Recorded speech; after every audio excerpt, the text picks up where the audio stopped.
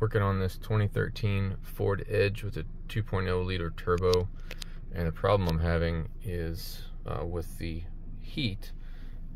The car is at full operating temp right now, and then once you turn on the heater, it'll blow hot for a little bit, but then it dissipates and blows cool air. So just want to talk through all the things I've done, where I'm at, and kind of where I'm headed with it.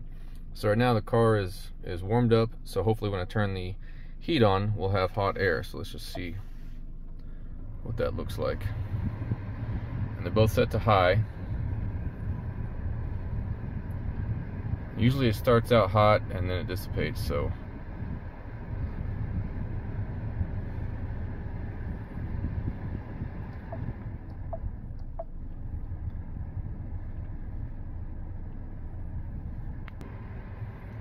okay, so it's doing something different now. Typically I don't let the car warm up to full operating temperature. So there's a clue right there that I waited till full operating temperature before I turned the fan on. So let's just see what it's looking at. 85, 86, which as far as heat's concerned, that actually feels cool coming out of there. So what happened previously was this was reading about 135, 140 degrees, and then as the temperature of the car got hotter, this would go down to 90, something like that. You could just watch the numbers trickle down. So far I've replaced the water pump, the heater core, the thermostat, and that was all part of a rebuild anyway, so it wasn't even, I didn't even know this was a problem until I got the car fixed. So let's walk through a few more things and see where we're going with it. Okay, so let's check some temperatures. Earlier, so these are the heater core hoses. This is the inlet, this is the outlet. Grabbing the bottom one is really hot. And grabbing this one is much cooler. Let's check the temperatures.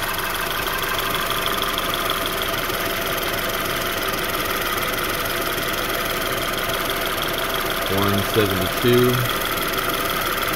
and the outlet 119 going to 120. So those hoses, they come down through here, and that top hose ends up running right here. Let's check the temperature on it.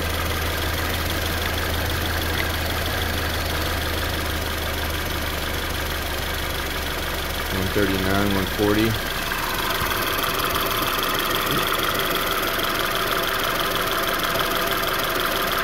So it's gone up in temperature. Let's check this one. 37. And then we've got this one here.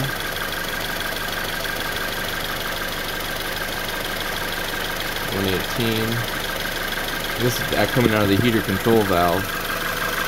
There's one more down there that, let's see if I can get it without getting my fingers.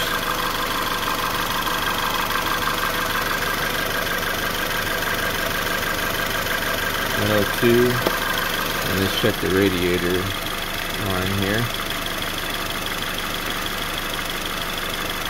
165.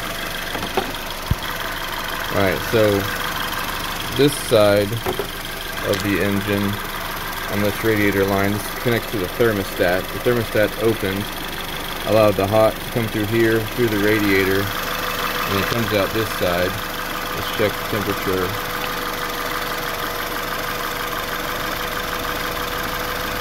.188.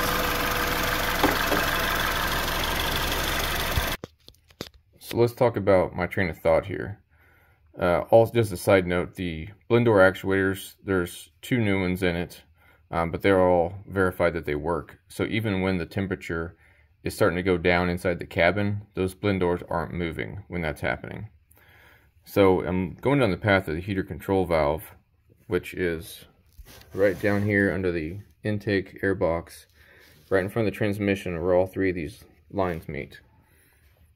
And here's the flow. So it comes in, and then here's the outlet, and then it says down here number 3, inlet open when de-energized. So it comes in this way to flow out. So there's some sort of control over the coolant flow when this is happening. Here's a look at the actual heater control valve, what it looks like. Okay, so here's a diagram of the flow of coolant. But what I'm looking at is number 8 here. Temperature control valve, or heater control valve. And it sits on the front of the transmission right here. So it shows you the flow. This bottom one, just like it shows here, is an inlet when de-energized. And that comes in from here, which is from the heater core, the outlet, comes down. Now number 25, transmission fluid cooler warmer. So there's a piece that it helps to keep the transmission cool, flowing through the coolant through here. So there's just an extra piece that flows through here. So let's try to trace the flow. So your heater core outlet comes down into this pipe, and it splits off. One goes to this transmission cooler, and the other one comes into this pipe. They both end up flowing through this one into the solenoid. And when it's energized, it's open, and it flows out to this pipe here and comes back into the block and then back out. So what that looks like on the car is energized open, allows it to flow in, and then through this coolant pipe here that goes into the engine block there, and below that is the thermostat over there.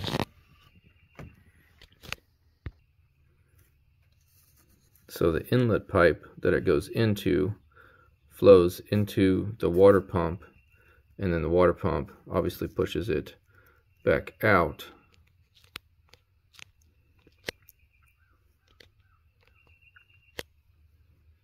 And then you've got some of it coming past the turbo.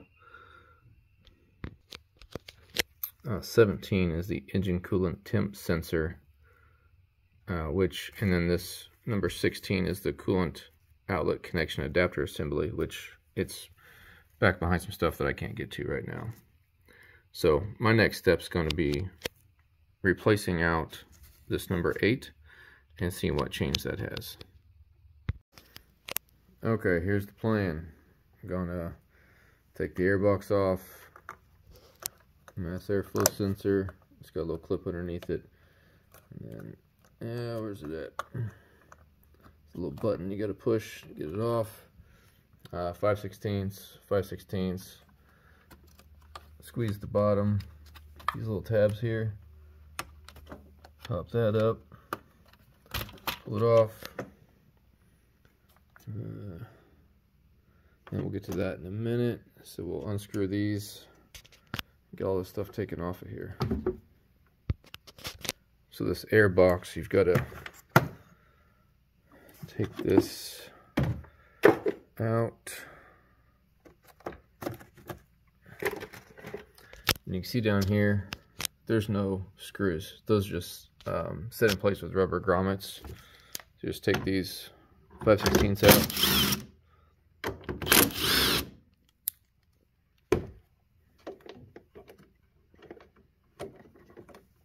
No.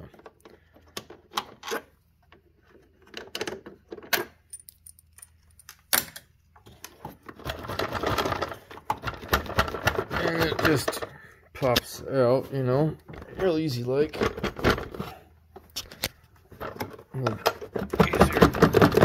Easier with two hands.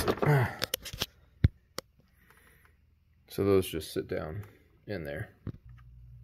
Okay, so I wrapped a bungee around this coolant pipe, just strapped it up to the wiper. What I would like to do is just clamp these hoses off, these three, to stop the coolant from leaking out of the system, so I don't have to actually drain the entire coolant system to get this done. So let me see if I can make that happen. But first, I need to get these hose clamps loose, so I always like to give a little bit of WD-40 on them. It just helps with sliding those hose clamps over them, and while it's connected to the transmission, it'll give me the leverage I need to get these clamps off. Okay, so I've got the top one up. Ended up using these hose clamp pliers, which these are kind of janky. Got them off Amazon, and they only work in certain spots because of the way they're angled. The lower two, I was able to get these long-handled angled pliers in here and just work them back and forth. It's kind of a tight spot to work with. So now I'm in a place where I can clamp these off, and I've got my drain bucket down below to catch whatever comes out. Alright, so I don't have any specific hose clamp pliers, but I've got my straight guys with some rubber hoses on the end. Then I've got a piece of rubber that I just cut that I'm just going to wrap around the hose to protect it from the clamp itself. Okay, here's the setup. I don't love it, but I'm going to try it. So I've got the grips on all the hoses in various places, and now I'm ready to take the hoses off. Okay, I got the first hose off, and it took a combination of getting under here with a pick, and then this curved pick works a little better to try to get up under the seal, and then, you know, using whatever you got to try to twist and pull on it till it comes up. So now I'm going to try to get that next one down there off. I don't know if I can get this or not, but I'm just taking my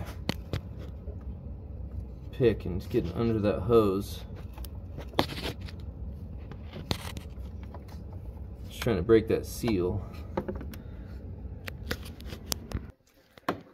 Okay, so that next hose came off again, used a pick on it, and then I used my angle pliers and just pulled on it and pushed on it on the other side with my hand, and that one's clearly leaking out a little bit more, so you got your drip pin down there. And I'm gonna get that bottom one. Okay, so the bottom one came off the same. Just used my angle pliers on it. Now these aren't completely sealed off, so if I dump this upside down, it'll still dump out some coolant. So I'm just gonna leave it up. Now let's go ahead and get this thing unbolted. So there's two 10 mil nuts holding this thing on. It's on the right side, and then one on the left side, and it should just come right off. Okay, both nuts are off. This side I used a deep well, and this side I just used a shorty because I was using my electric ratchet. And here's the wiring harness for it. It's the 2-pin, and it's just got a little push button right there to get it off. Let's see if it'll just pull off. Without making a mess. I think this hose might be holding it on there. Oh, it's got a strap hanging on there. Let me get that off. Okay, got it pulled out, and drip pan's catching all the loose stuff. You can see this has been opened because occasionally I needed to pull this up out of the way when I was messing with those hoses. So just make sure you don't leave it off as you're pulling so you don't get coolant down in there. And then that snaps shut. So here's the old one. And then here's the new one. Now this is not Ford. This is Hippo Cheapo Auto House X, whatever it's called, on Amazon for 30 bucks. I got the part number, I think, in the video already, but it was next day. It was 30 bucks, and just to see if it solves the problem, it was worth it, instead of spending 150, 180 bucks and waiting about 2 weeks to get this in. So everything looks the same, but I want to do some checks on it first. Okay, I don't have a great way to show this, so I'm going to do my best without dropping anything. I'm going to watch this plunger in here, maybe. It came off. Just a second. It's very tight space.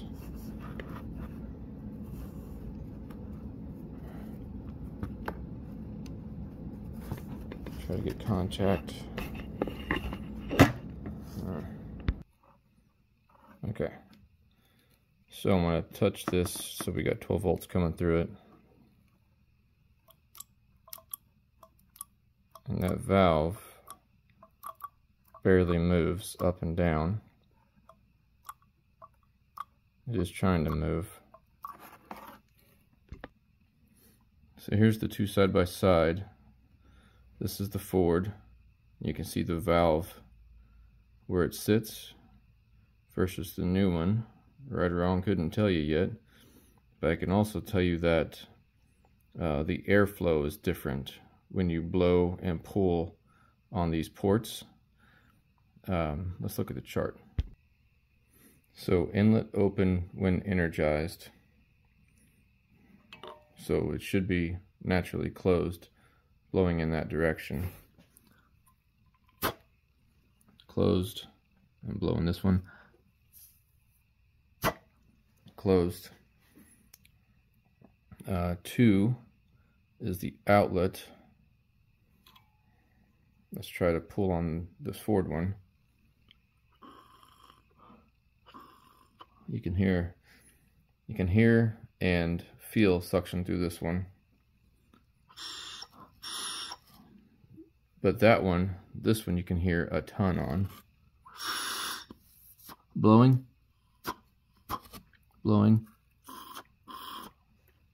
So blowing on the new one, it's being stopped. Blowing on the old one, there's some airflow.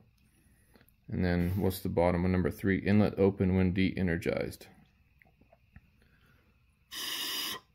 So blowing through here in its current state, sending air out here, and then let's blow through this one.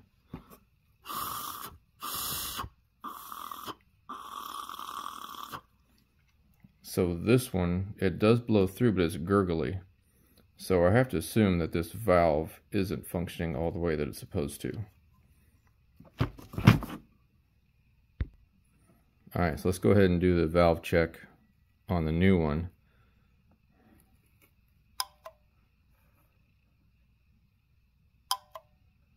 I mean, it's got a lot better audible click and movement than the other one did. And let's ohm them both out. Okay, it's set to 200 ohms. And let's just pick a side. It doesn't matter which side. Let's make sure we make contact with the pins. 15. Let's check the original one.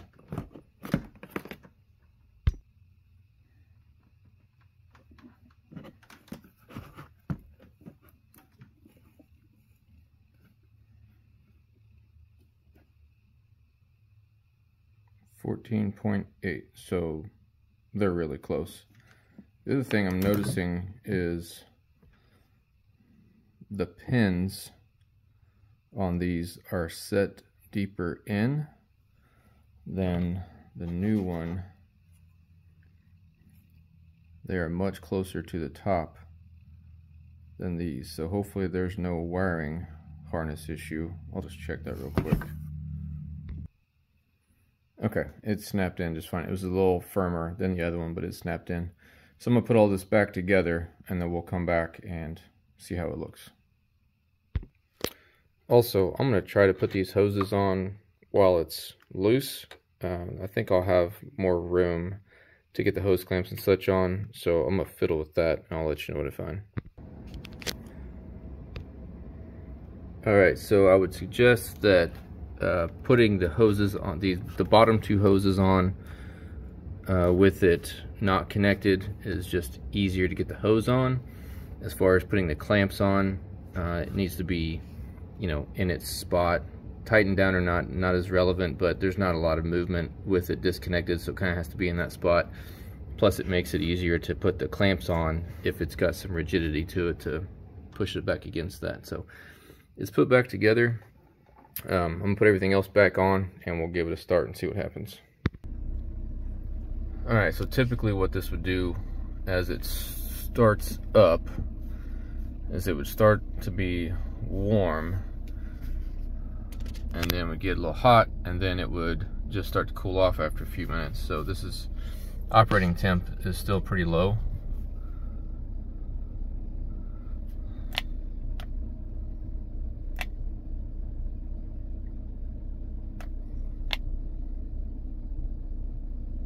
Okay. Alright, so let's check it again.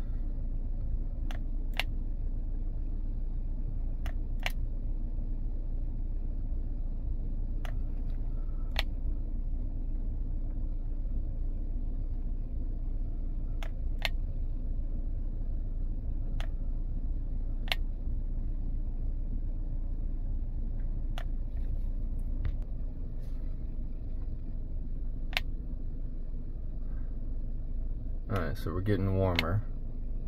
Now it also depends on where you hold this thing inside of here, what kind of readings you get.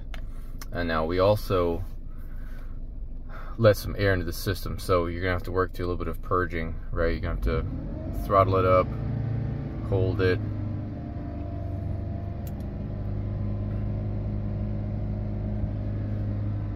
And right now I've got the temp set on this fan speed set on low. Trying to burp that through, and one of the other issues I had before was it was like this, but then when you put it on high it would dissipate. So I'm trying to get the air purged through the system so I can get a better reading. Alright, let's check again.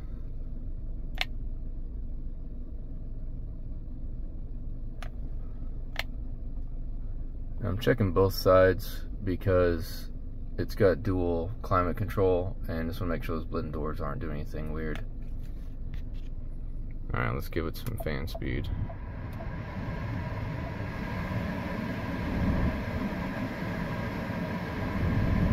This is usually where before it would start to cool off.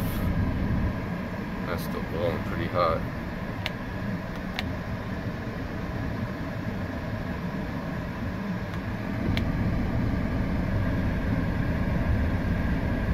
It depends on where you hold it at, where the heat's coming through on the top side.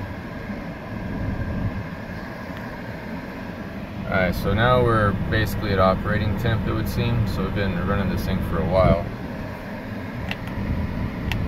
Let's see how we're looking. Depends on where we point it.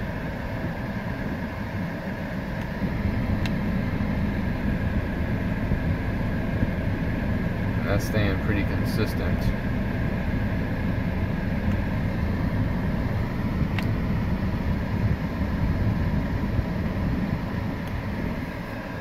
So I'm gonna let this go a few more minutes. It's getting hot in here, but that's a good thing because there was definitely no sustainable heat before.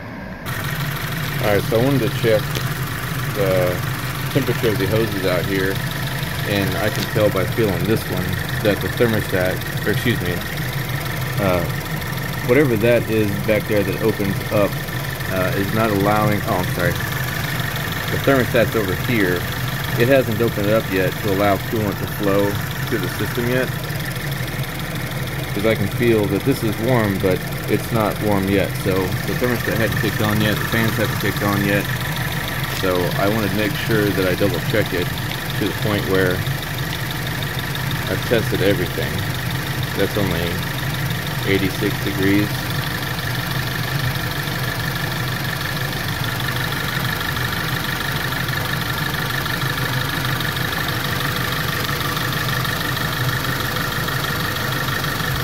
I'm gonna wait a little bit longer.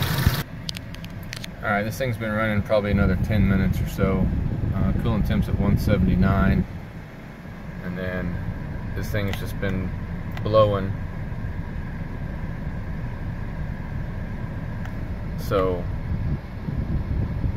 that was clearly the fault.